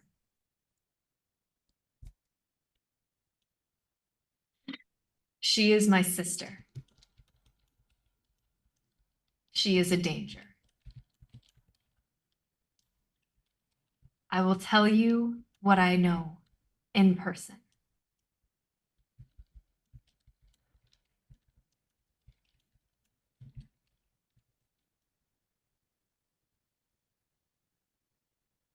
Tonight, on the northern edge, I will find you.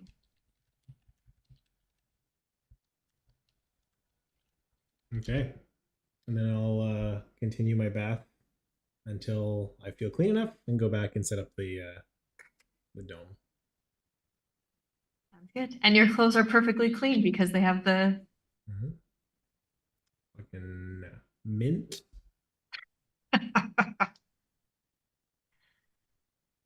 All right.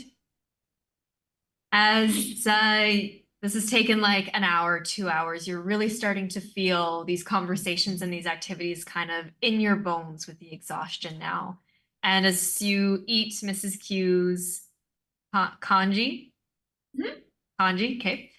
As you eat the congee prepared by Mrs. Q, the Borealis wrapped up in a scarf, you slowly find yourselves like nodding off, like post-Thanksgiving dinner, before all of you just kind of like hunk. Almost like in your arms, hands on knees, finding a restful sleep and a long rest. Oh. And when you wake, you notice that it is twilight-ish, as an 8-hour sleep would bring you to around 7-8 p.m. in the evening. Guys, we need to get to the northern edge tonight. What's happening at the northern edge tonight? A contact of mine said they want to meet us to provide information about this green, pointy-shouldered creature. What? It's too much to explain now. We don't have enough time. The sun's already dropping. We need to move, and it's going to be dark. It's going to be dangerous.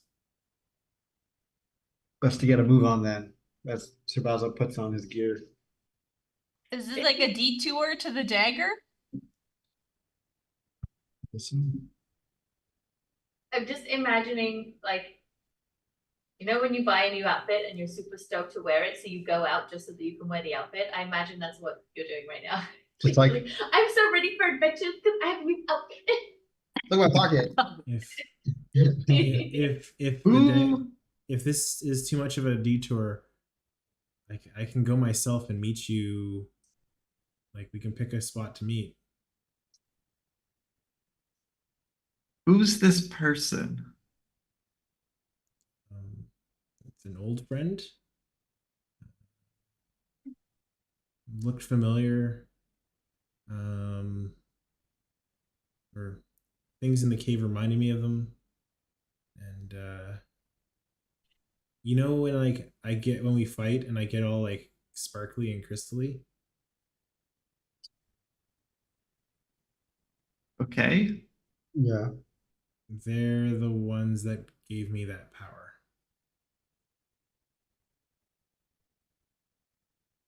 But like, what's your plan? Why go see them now? Because apparently this green creature that we're supposed to stop, dangerous, is my friend's sister, and they're gonna tell us how to defeat her, give us some clues, make it easier for us. Did you say sister? Not my sister, my friend's sister. So your friend's sister is going to voluntarily tell us how to hurt her No, sister? my friend is gonna tell us how to defeat their sister. Yes. Correct. They are going to give us the information to hurt their sister. Correct. Because she's a danger and a threat, and I get the sense that they don't get along. Like, why now? Well, things are coming to a head. We've got the Borealis. Yeah, this is also happening right after we got the Borealis. This is weird. Anybody else think this is weird? Did you contact them, Aurora? Yeah, I did. Ah. Do I believe this? Like any of this? Like I feel weird about this, but like I trust them implicitly. And explicitly, since I'm saying so about insights an 11. I'm being You can make a persuasion check, or you can take that roll as it is, Aurora. It's an 8. Oh wait, persuasion? It's a 20. Yeah.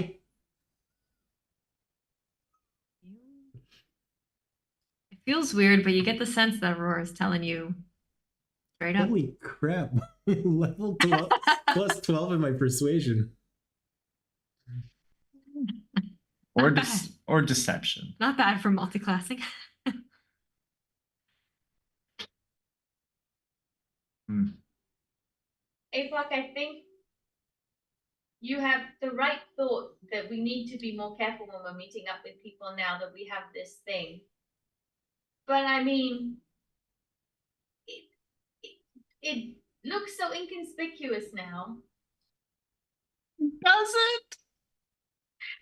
Mrs. Q thinks that her and Elle have done a stupendous job. Apoc, it looks fine. That's fine. My goodness. Persuasion.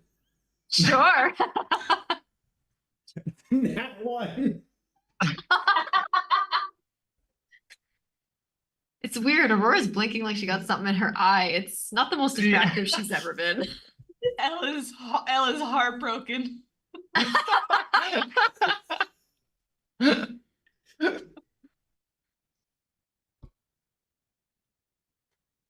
You're weird.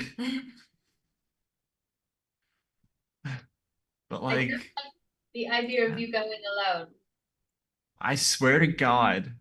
I swear to God. I swear to Amaranthine. Amaranthine? Pantheon. Pantheon. Yeah. Oh, gods. Yeah, gods. You do anything weird. I'm gonna forgive you. Question, is the northern edge out of the way?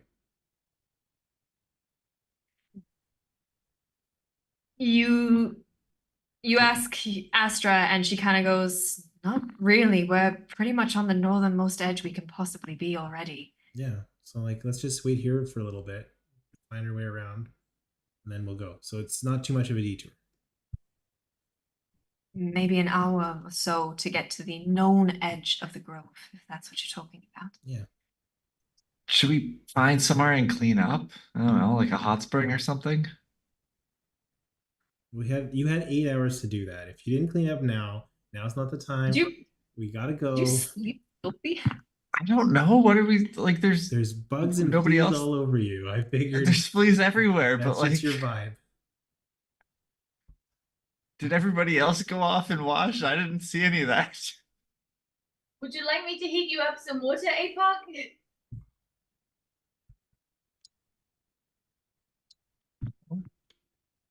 I was all self-conscious. We could put up a little curtain in the corner for you.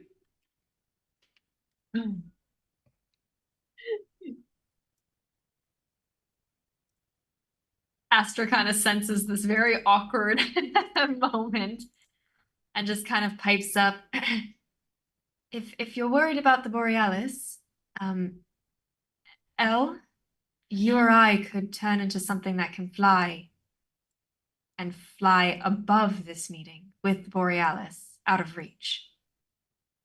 If this is an imperative meeting, I agree we shouldn't put the Borealis in danger, but that is a possibility if it puts your minds at ease. We just might not be able to support as quickly as we could if we were on the ground. It's just a thought.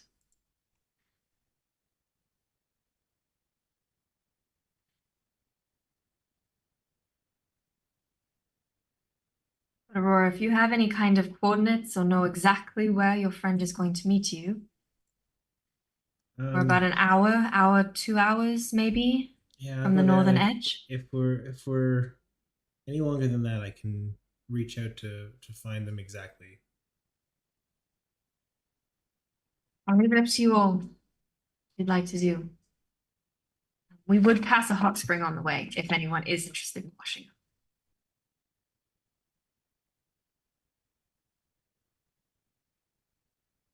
I'm really great at creating water. We do not need to go to a hot spring. I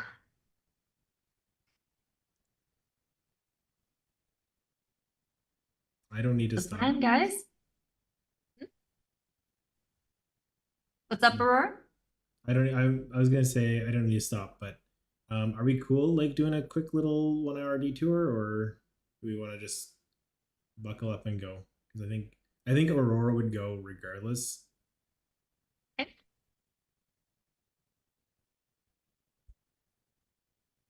So Basil will probably just want to stick with the group. So if Aurora goes, we'll go.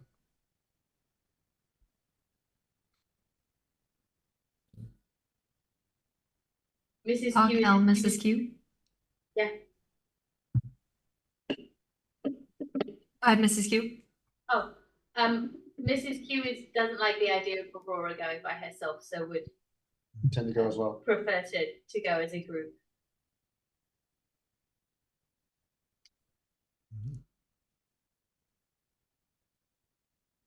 All right, let's go. Seems like you might be outnumbered.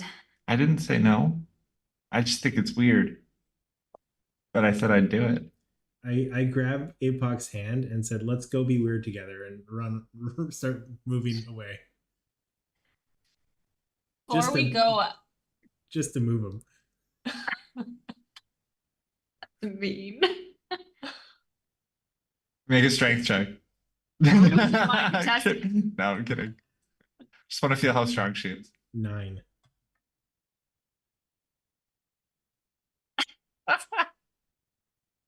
Elle, what's up?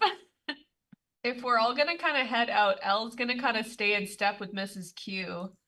And she's thinking about what Astra said about it might not Elle kind of feels this is a little suspicious too. We just got this really strong, powerful thing, and now suddenly we have to go see one of Aurora's friends. So Elle's just gonna stick really close to Mrs. Q, and with her conversation she had with Astra last night, she has a potential plan if we want to kind of separate the Borealis and Mrs. Q from anything else. Okay. She's not going to tell Mrs. Q any of this. She's just got it in her head, so they're just walking together. Okay. All right, so as we move, I would just like someone to go ahead and roll a d8 for me as you are venturing into the Scorched Grove once more. That's you, Aurora. Yeah. 5. 5.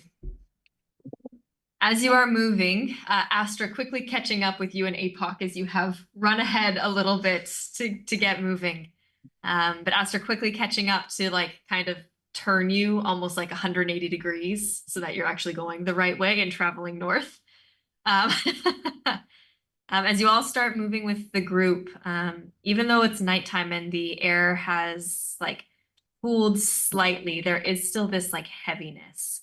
And the more you are moving, the more you realize that you are kicking up dust and ash around you, and the air in your vicinity around your group as you're traveling starts to get thick with smoke as you are starting to bother the embers and make them glow once more. As you take in a breath, you are now like breathing in lungfuls of smoke and starting to cough as you are traveling. I need everybody to make a Constitution saving throw.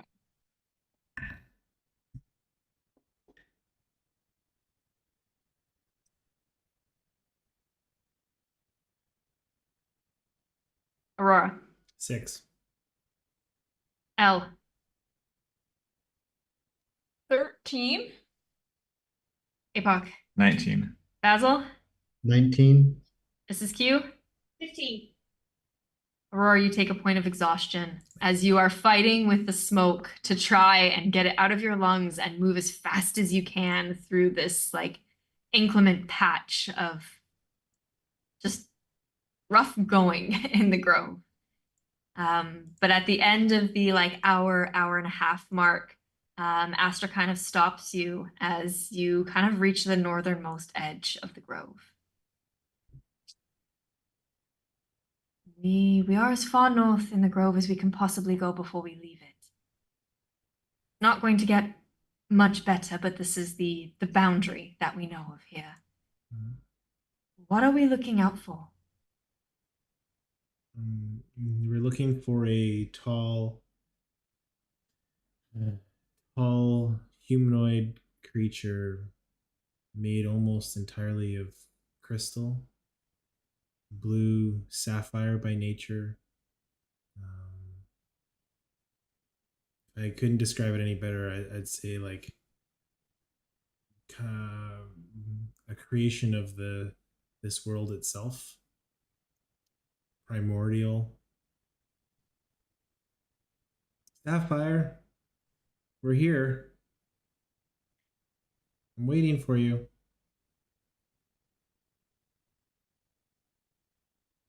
You, Astra kind of like turns as you were giving that description. You see her eyes have like a little bit of a bewildered look. She kind of starts looking out and you call out. It takes a beat before you once more feel a rumble under your feet. Like a good kind? Like the same kind as before. The kind that your crystal usually makes. Mm-hmm. And as you blink, you're looking out onto the horizon, kind of eyes cupped, and you blink. And when you open your eyes once more, you see a figure, maybe about 10 feet in front of you. And all of you see this as you turn. This tall 7-8 foot figure, blue crystalline skin, very jagged but smooth in places, looking to almost be carved in some very strange facial features. There's no snout, there's no beak. It doesn't look like this creature is made of fur or scale or feather. Nobody that you would recognize as a denizen of Humblewood. Limbs are very long, kind of elongated, almost claw-like fingers. And you see on their left arm, I believe it is, kind of scratches, big divots that have been made in the crystal themselves as you see them just kind of standing. I'm gonna run And as you over- all blink, oh, go ahead. I want to run over and give him a hug. Or give them a hug. You run over and give them a hug. And you all see Aurora just kind of run over and throw her arms around like the lower kind of rib cage of this creature, and the creature doesn't appear to react. And as you all blink, when you open your eyes once more, you see that the creature is embracing Aurora, but you don't remember seeing this creature move. Ooh. And as you all blink again, you see that the creature is kneeling down in front of Aurora, and you don't remember seeing it move. And as you blink again, you see the creature's head has turned to look at you. These strange alien features, like a very short nose, very high carved cheekbones, these like almond shaped eyes, this hair that doesn't seem to actually move in the wind, although it looks like it's moving. And this like very chiseled kind of jawline, very small ears. And you blink once more and you see that this creature has smiled. Its lips have parted and you see just fangs, sharpened teeth in this creature's mouth. Sapphire, these are my friends. We're here to help you. We're here to help protect you from your sister. We don't have much time. We have to go get his dagger. But can you tell us what you know? Like you promised me.